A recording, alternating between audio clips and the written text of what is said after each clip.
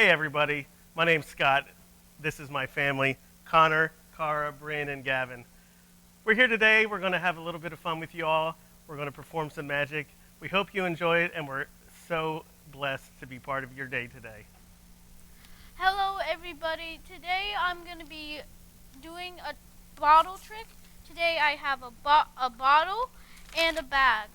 So it's a pretty simple trick. All I do is I wave my hand, snap my fingers, and it's gone. It's gone. And then I wave my hand the opposite way and snap my fingers, and it's back. So this is for some of you that are like, oh, it's just there in the bag. Well, I wave my hand, snap my fingers, and it's gone. And then I wave my hand, snap my fingers, and it's back. So, and for the people that really don't believe, I wave my hand, snap my fingers, and it's gone.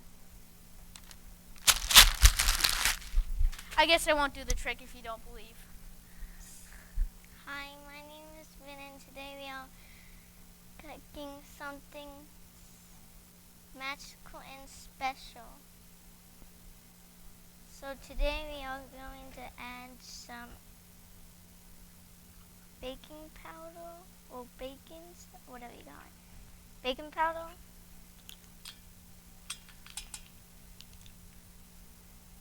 Then some baking soda.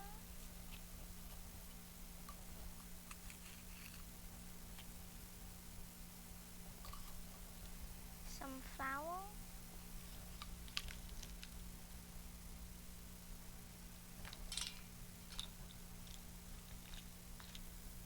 Some sugar. A little bit more sugar. No, just add a little bit more. Frosting.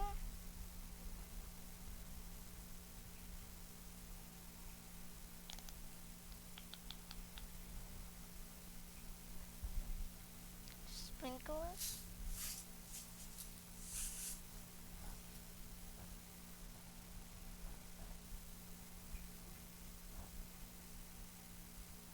Okay. Whoops.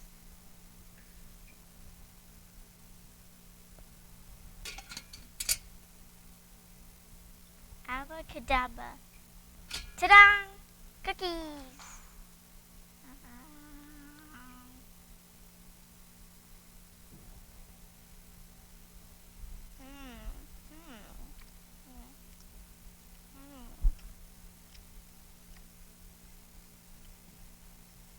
Hi, I'm Gavin, and today I'm going to be performing a magic trick. But for this magic trick, I'm going to have a little bit of help, so hit it.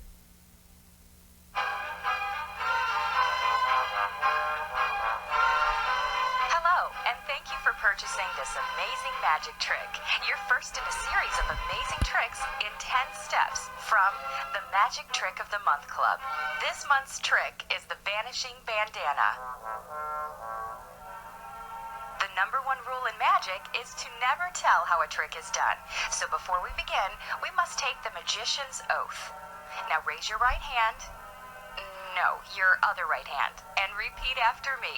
I promise to never ever tell the secret of the magic trick. I also promise to never ever repeat what other people tell me to say. Let's get started. For this mystery, we've packed all you need in the box. Step 1. Dump the entire contents of the box onto your table. You'll find a square of fabric and a yellow bandana. We'll start with the yellow bandana. Please pay attention. Step 2. Pick up the yellow bandana and fold it in half. That's right, I said fold it in half. Step 3. Fold the bandana one more time. Step 4. Take the folded bandana and hide it in your left hand. Remember to keep your hand in a natural position. This secret move is called hiding it in your left hand. Now that you've learned to hide it in your left hand, we can continue. Step 5. Unfold the bandana and wave it up and down to prove to your audience that it's a real bandana. If anyone from the audience does not believe it to be a real bandana, offer to drape it over their head. Anyone? Step 6. Pick up the square of cloth and gather the 4 corners to form a makeshift bag. Step 7. Use your free hand to fold the bandana along the creases you made earlier. Drop the bandana into the makeshift bag. Step 8. From the outside of the bag, squeeze the bandana into a small little ball. What the audience doesn't know is that you didn't really drop it into the bag. You actually have it hidden in your left hand. Remember hiding it in your left hand that you learned before? Remember to keep your left hand held naturally. Step 9. Make a magical gesture over the bag. Fling open the cloth to show that the bandana has vanished. Step 10.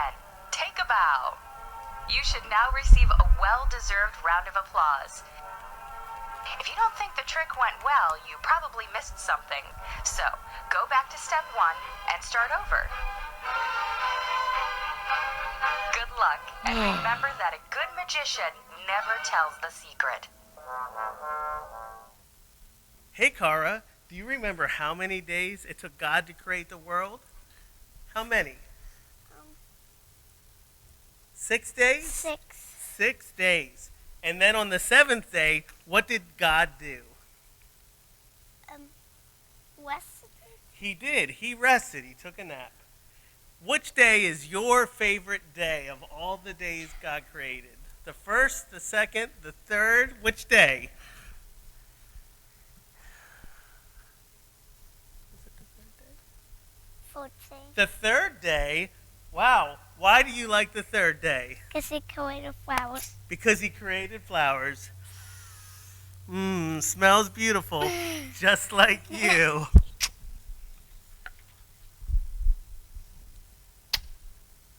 So one of the greatest things about the Bible is that it's full of wonderful stories, all the way back to the beginning when we had Adam and Eve. The story of Adam and Eve and their fall from Eden was always a great story, and I've thought about it over and over again, particularly about that first sin, that bite of the apple. Sometimes you wonder, was it just that bite that was the sin? Maybe it was just the thought of taking the bite that it was a sin. How about Eve convincing Adam? There's probably so many sins woven in there, and today I want to tell you a little story using these ropes about sin. Now, we all know that there's some obvious sins in the world. There are big sins. Just like this rope is a big rope, right? We're talking about the 10 Commandment type sins. Thou shalt not kill, thou shalt not steal. We all know what those types of sins are, and we try to avoid them. Most of us probably have had medium sins, right? We may lie to our friends. Maybe we don't want to play outside with our friends, so we say, hey, my mom and dad need me to do some work at the house, so I can't come out and play. We know that's a lie. We don't think we're hurting everybody, but it's still a sin. And then there's the little sins, the sins that we don't even know are sins. Maybe we're not nice to our neighbor, but if you remember that God said, or that Jesus said, the greatest commandment of all is to love God and then love our neighbors as ourselves. If we're not nice to our neighbors and we don't take care of our neighbors, we've committed a sin.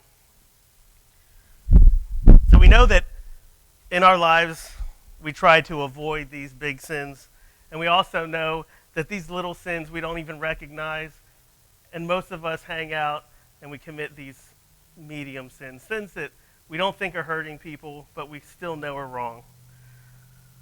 But when we look at it, and when we consider where sin leads us, the small sins, the medium sins, the large sins, in the end, they all work out to being the same.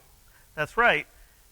This large sin is actually the same as this medium sin and this small sin right here. Sometimes we try to get rid of sin. We think that if we get rid of sin, it makes us a better person. But just because we get rid of sin here, that doesn't mean that sin is gone. In fact, sin gets woven in to our lives just like this. And it's hard to get rid of the sin, but let me tell you, at one point, someone came for us, and his name was Jesus. And what he did is he died on the cross, and he wiped away our sin. And through him, we are able to once again connect and be one with God. But until that time where we do return to our Maker, every day we're faced with a little bit more and a little bit more sin. And if we wrap it around, we remember that sin is always in our lives. And it doesn't matter if it's that big sin, that medium sin, or the little sin. It really is all the same. Thank you, and have a great day.